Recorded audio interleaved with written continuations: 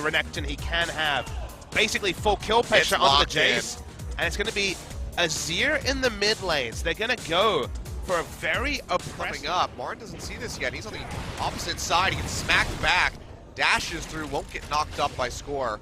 They get on top of him, flash forward, the knock-up comes through. One more hits, flash to the side. Smeb comes up with the first blood, takes him out with a shock blast. From an offensive point of view, just because you exhaust the enemy AD carry, you guarantee the Voidlings get in and multiply, and his Spirit is trying on Smeb. Remember, Smeb no flash. Yeah, Smeb's going to go ahead and get locked up by the stun, trying to trade some damage back, but can't do a whole lot. He will go down, so another kill traded over in the top line. He basically donated his flash to the Afreeca Freecs for no gain whatsoever. But now Spirit walking in, he's going to pop the Ragnarok, trying to get on top of Juan as best as he can. He goes low, throws one more axe, that'll be it. Kuro actually finishes him off, but here comes Mata. The tether will be flashed away by Kuro, so will not connect. And now the Nethergrass comes down on his Score, flashes up the wall, but the Lething Vision still ticking. And MaRin here trying to pick him up. Score, can he make it out of there? Hits the blast cone, but it does not matter. TuSin comes up with the kill. 2 more on the board for Afreeca Freecs. Yeah, which is the pure AD caster build. So we start off the season with Essence Reaver into Hurricane being the standard. Well, Mata's dead.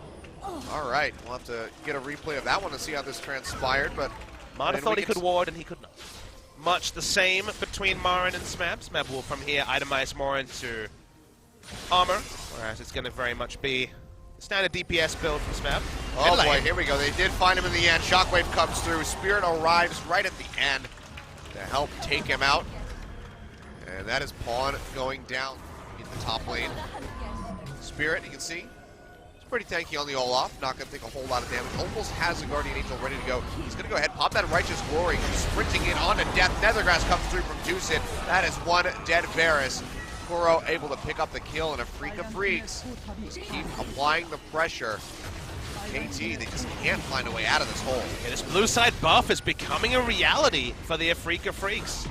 Do have to deal with Smeb in a side lane who now is pretty significantly winning these trades against MaRin. So that's a Game 3, then they have to win for the first time on red side. I mean, just everything's working here for Afreeca Freecs. The draft was a lot better than the Game 1 draft. Red side usually gives more draft tools, so you think it'd be better as Smeb finally might be caught. Yeah, he gets jumped on. Kuro's going to go ahead and pops him right away. No good. Gonna get a lot of damage onto this tier 2, if not just the whole thing. That's gonna be Pawn going forward, pushes Spirit back, tries to get onto Kramer. Sauce comes through, but he's just not able to lock him up. Nethergrass coming out, QSS off by Pawn. Mata going low. And Pawn just trying to kite back up the lane, but here comes MaRin and Kuro to cut them off. That's gonna be Pawn going down as Kuro finishes him off with the ball movement. And Deft and Score have to run for the hills. Afreeca Freecs is blowing this game wide open. 3 kills picked up, and look at tower there, getting jumped down. Deft maybe getting jumped on. MaRin goes in, finds the stun onto Mata, who goes low. Does he have a shield to keep himself alive? Looks like he won't even need it. The flash away is coming through from multiple members of KT though, and Smeb, he'll get caught. That's going to be both he and Mata going down in the end. The Afreeca Freecs find the kills. That's a lot of wave clear taken off the board. Where do they want to go? Could just rotate over to this Baron. But looks like they want to stick in. TuSin getting low. Score pops him up. He's able to come up with the kill, but he's getting ticked down. Looks like he might lose his Guardian Angel. Tunnels over the wall, will make it out safely. KT, as it looks to be that way. No, then maybe they do want to defend this one. Score's going to get locked up. TP coming into the backside from MaRin. Who's he going to pick? TuSin's already gone down, and Smeb takes him out of the fight, but Deft falls as well. Spirit snatching that one up. They jump on the Smeb. They burn him out. Score on the run. Just has the GA still trying to keep him alive. It's like Mata and Pawn will be able to retreat successfully. The double dash coming through from MaRin, slice and dice, tries to get on top of him. They will do so. Guardian Angel gets popped. Can they finish him off, or does he have a tunnel to get out? There we go. Big burst of damage. The Dissonance mixed in with Kramer, and they get rid of Score. 45 seconds. MaRin was really what was needed for Afreeca to win a fight. As KT, you do not have the option to actually go into short range. You will eventually just not be able to close distance because you don't have a frontline tank.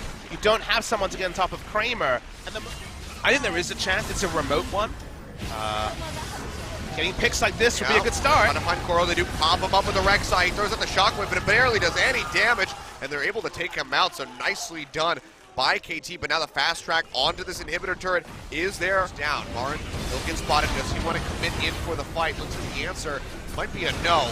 Chain of Corruption comes through, but Deft gets jumped onto the back line. Big shockwave comes through from the Orianna, and that is going to be Deft going down, followed by Score. 2 swift kills picked up here for Afreeca Freecs, and Pawn is gonna follow suit. One more shot would do it. MaRin cutting him off with the TP. He'll go down in the end. An interrupt from Smeb won't do a damn thing. 4 members fall, and Afreeca Freecs looks like they've finally done it. Smeb will not be able to stop this. This should be the game going over to them. They'll lose TuSin on the backside, but Afreeca Freecs, they can just shatter the base and take the next. And they will be the first team to actually inflict a defeat, a single game defeat onto KT's otherwise perfect record. Remember, this team did take down Samsung even if they lost to MVP to really make us, okay, how good is Afreeca?